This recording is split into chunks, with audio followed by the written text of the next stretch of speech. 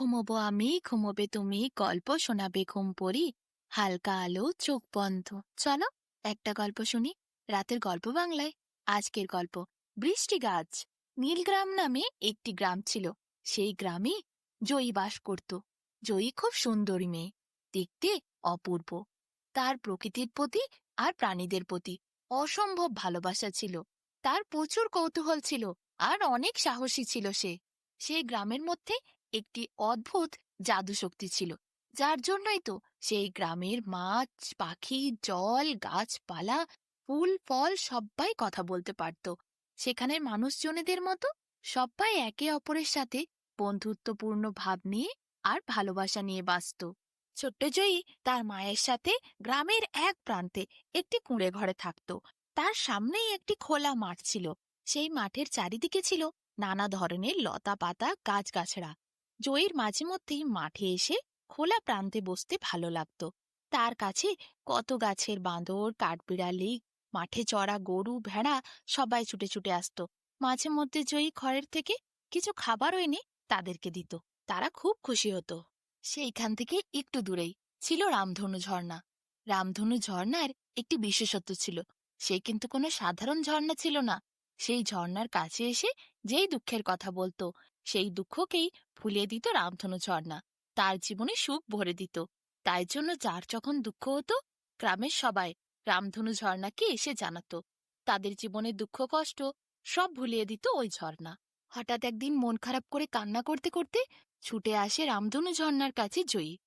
জয়ীকে দেখে রামধনু ঝর্ণা বলে, কি হয়েছে গো জয়ী, তুমি আজ কান্না করো কেন? তখন রামধনু ঝর্ণার কথায় জয়ী বলে, আমার মা যে খুব অসুস্থ, সে কিছুতেই ঠিক হচ্ছে না। কত ডাক্তার বৈদ্যি দেখানো হয়েছে, কিন্তু কেউ মায়ের কি অসুখ হয়েছে সেটা ধরতে পারছে না।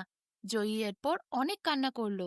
জলের মাছ, লতা পাতা, ফুল ফল সবাই, রামধনু ঝর্ণার কাছে যারাই ছিল, জয়ীর কথা শুনে সবাই এরপর চোখের থেকে জল ফেলতে শুরু করলো।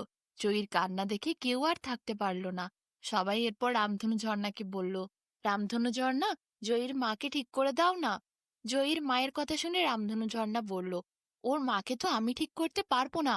ওর মাকে ঠিক করতে গেলে শুধুমাত্র বৃষ্টি গাছকে দরকার। বৃষ্টি গাছই পারে ওর মাকে সুস্থ করতে।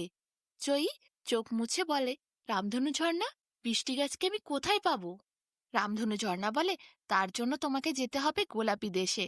গোলাপি দেশে সব গাছেরাই গোলাপি। সেখানে তুমি বৃষ্টি গাছকে গেলে খুঁজে পাবে। জয়ী বলে, এত গাছের মধ্যে আমি কিভাবে খুঁজবো বৃষ্টি গাছকে? আমি তাকে চিনব কিভাবে? রামধনু ঝর্ণা বলে, তুমি গোলাপি দেশে চলে যাও। আমি তোমাকে গোলাপি দেশে যাওয়ার পথ বলে দিচ্ছি। সেখানে গেলে তুমি দেখবে অসংখ্য গোলাপি গাছ রয়েছে, কিন্তু কারুর মধ্যেই সাদা ফুল ফোটেনি। যেই গোলাপি গাছে সাদা ফুল ফুটেছে, জানবে সেইটি বৃষ্টি গাছ। বৃষ্টি গাছকে গিয়ে সব কথা, মনের সব দুঃখ বলবে। দেখবে বৃষ্টি গাছ তোমার সাহায্য করবে। ঝর্ণা এরপর বলে, তোমাকে বৃষ্টি গাছের কাছে যেতে গেলে অনেক দূরের পথ পার হতে হবে। সেখানে কত মরুভূমি পড়বে, কত পাহাড় পড়বে, কত সাগর পড়বে। এত কিছু পার হয়ে তুমি গোলাপি দেশে যেতে পারবে? জয়ী বলে, হ্যাঁ, আমি পারবো। সেই গোলাপি দেশে গিয়ে আমি বৃষ্টি গাছের সাথে দেখা করব। তাকে বলবো আমার মাকে সুস্থ করে দিতে। এরপর রামধনু ঝর্ণা বলে, ঠিক আছে, আমি তোমাকে আজই সব বলে দিচ্ছি। এরপর রামধনু ঝর্ণা সব জয়ীকে জানিয়ে দেয়। জয়ী সেই পথ ধরে পরের দিন সকালেই হাঁটতে শুরু করে। জয়ীকে কত বড় বড় পাহাড় পার হতে হয়, পার হতে হয় কত সমুদ্র। তারপর আসে ভয়ানক গরমের মরুভূমি। সেই মরুভূমিতে পা রাখা যায় না। ছোট্ট জয়ী পারছে না হাঁটতে। তবুও মায়ের কথা ভেবে সমস্ত উত্তাপ গরম সহ্য করে সে অনেক কষ্টে পা পুড়িয়ে মরুভূমি পার করে। মরুভূমি যেখানে শেষ হয়, সেখানে একটি ছলছল করে নদী বয়ে যাচ্ছে। তার নাম হচ্ছে ঝিলমিল নদী। ঝিলমিল নদী ছোট্ট জয়ীকে দেখে বলল, তোমার তো মরুভূমিতে পা পুড়ে গেছে, তুমি আমার জলে পা ভেজাও। তোমার পা আবার আগের মতো হবে। পোড়া পা ঠিক হয়ে যাবে। তোমার যন্ত্রণা কষ্ট সব কমে যাবে।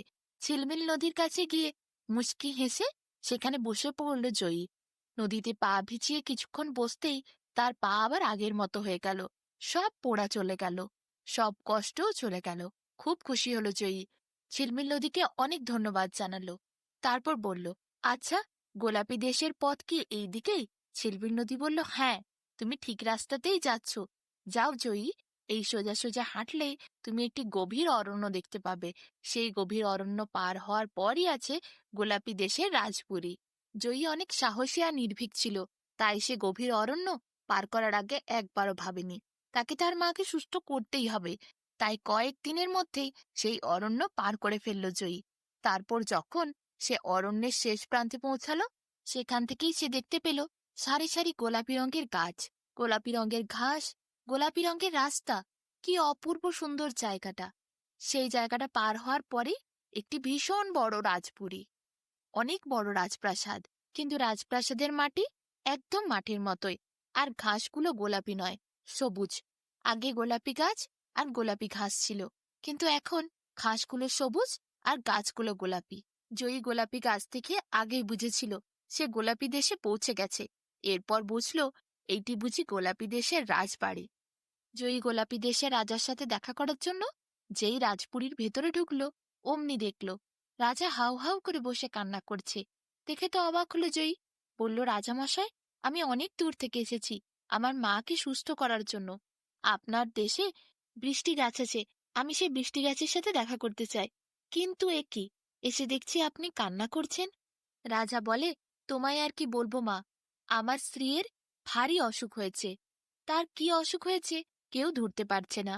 কত ডাক্তার বৈদ্যি সব দেখালাম। তখন জয়ী বলল, আমার মায়েরও তো সেই অসুখ হয়েছে, সেই জন্যই তো এসেছি। আপনার দেশে বৃষ্টি গাছ আছে, সেই পারবে সুস্থ করতে। রাজা বলে, তাই নাকি? কিন্তু বৃষ্টি গাছ তো আমার রাজবাড়ির বাগানেই আছে। কিন্তু আমি তো জানতাম না, কেউ তো এ কথা বলতে পারেনি। জয়ী বলে, তাহলে আর দেরি না করে তাড়াতাড়ি চলুন বৃষ্টি গাছের কাছে। কিছুক্ষণ পর জয়ী রাজাকে নিয়ে বৃষ্টি গাছের কাছে এসে পৌঁছায়। দেখে গোটা গাছটি গোলাপি। সেই গোলাপি গাছের মধ্যে ছোট ছোট সাদা সাদা ফুল। বৃষ্টি গাছকে দেখেই চিনতে পারে জয়ী। বৃষ্টি গাছের কাছে হাত জোর করে প্রার্থনা করে বলে, বৃষ্টি গাছ, আমার মাকে আর এই রাজপ্রাসাদের রানীকে তুমি সুস্থ করে দাও। বলো কি উপায়ে তারা সুস্থ হবে। বৃষ্টি গাছ বলে, আমার গাছের ফুল নিয়ে গিয়ে তাদের মাথায় ছোঁয়ালে তারা আবার আগের মতো সুস্থ হবে। এরপর বৃষ্টি গাছের একটি ফুল রাজা পেড়ে নেয়, আর জয়ী একটি পাড়ে। তারপর বৃষ্টি গাছ দুজনকে বলে, তোমরা যাও। জয়ী গিয়ে তার মায়ের মাথায়, আর রাজামশাই গিয়ে রানীর মাথায় এই ফুল ছুঁইয়ে দাও, তারা আবার সুস্থ হয়ে যাবে। রাজা এরপর তাড়াতাড়ি রাজপ্রাসাদে ফিরে এসে রানীর মাথায় ফুল ছুঁইয়ে দেয়। রানী অমনি সুস্থ হয়ে যায়। এরপর জয়ী বলে, মহারাজ, আমাকে যে ফিরতে হবে। জয়ীকে দেখে মহারাজা বলেন, দেখো, আমার বাড়ির বাগানেই ছিল ওই গাছ, কিন্তু আমি জানতাম না বৃষ্টি গাছের ফুল ছোঁয়ালে সুস্থ করা যায় কাউকে। তুমি এলে জয়ী, তাই তো আমি জানতে পারলাম, না হলে হয়তো আমি আমার রানীকে হারিয়ে ফেলতাম। তোমার জন্য কিছু উপহার আছে, আমি দিতে চাই, তুমি না করো না। জয়ীর হাতে 1000 স্বর্ণ মুদ্রা উপহার স্বরূপ তুলে দিল রাজা। তারপর জয়ীকে বলল, তুমি সাবধানে নিচের বাড়ি ফিরে যাও। জয়ী সেই বৃষ্টি গাছের ফুল নিয়ে আর উপহার নিয়ে বাড়ি ফিরে এলো। বাড়ি এসে সে প্রথমে তার মায়ের কাছে ছুটে গিয়ে মাথায় বৃষ্টি গাছের ফুলটি ছুঁইয়ে দিল। তারপর তার মা চোখ খুলল, আগের মতো সুস্থ হয়ে গেল।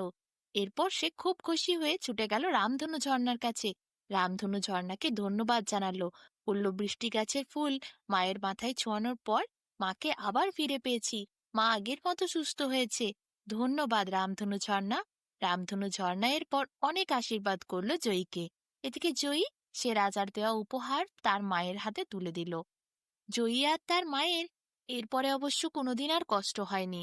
তাদের আর্থিক দিক থেকেও রাজার উপহারে অনেক সহযোগিতা হয়েছে। তাই তারা একটি সুন্দর বাড়ি করে।